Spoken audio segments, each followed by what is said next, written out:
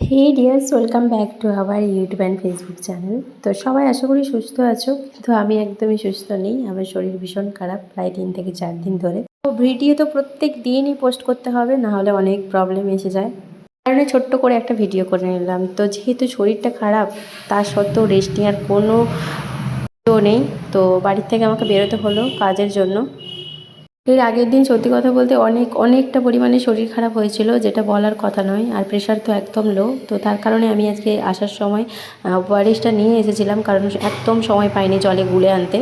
সেটাই আমার এখানে এসে আমি যেটা জলে ভালো করে গুলে নিলাম। সারাদিন আমি আজ এটাই খাবো।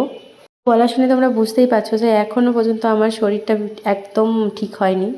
তো যাই হোক, জলটা টেস্ট করে দেখলাম আমি, মোটামুটি ভালোই লেগেছে, কিন্তু একটু গোলাতে হবে, তো তাই এরমভাবে গুলিয়ে নিলাম। চলো কাজের কথায় আসি। আমার এখনও কাজ ঠিকঠাকভাবে শুরু হয়নি, কারণ এই জাস্ট ওপেনিং হবে। তো যেহেতু ওপেনিং হতে এখনও কিছুটা দিন দেরি আছে, তো তার কারণে এখনও কিছু গোছগাছ হয়নি। আর অলমোস্ট আমার বার্সের জল দেখো কমপ্লিট। আর সত্যি কথা বলতে আমি পুরো হাঁপিয়ে গেছি। এত সারাদিনে যা কাজ ছিল সেই কাজ সম্পূর্ণ করেছি। আমাদের ওখানে ব্রাঞ্চ থেকে যারা যারা এসেছিল তারা সবাই অলমোস্ট বাড়ি চলে গেছে, কিন্তু আমাকে বলেছিল বাড়ি যাওয়ার সময় একটু স্যাটারটা নামিয়ে দিতে। আর তোমরা দেখো, স্যাটারটা এতটা পরিমাণে করা হয়ে গেছে যে আমি ওখান থেকে আর নামাতে পারছিলাম না। কি করব তাই বলে সিকিউরিটি কাকুটাকে ডাকলাম। ওনার কাছে আমি হেল্প চাইলাম। তো উনি আমার এই শাটারটা নামিয়ে দিল, ও তারপরে আমি তালা দিয়ে আমি বাড়ির দিকে রওনা দিলাম।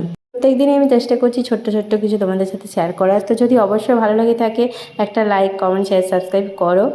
তো চলো বাড়িতে গিয়ে দেখছি মিষ্টিরানি এই আমের পাচক নিয়ে বসেছে। যাই হোক, তো এইসব জিনিস খেতে তো ওর একদম ভাল লাগে, বাজে জিনিস খেতে। তো চলো আজকের মতো টাটা।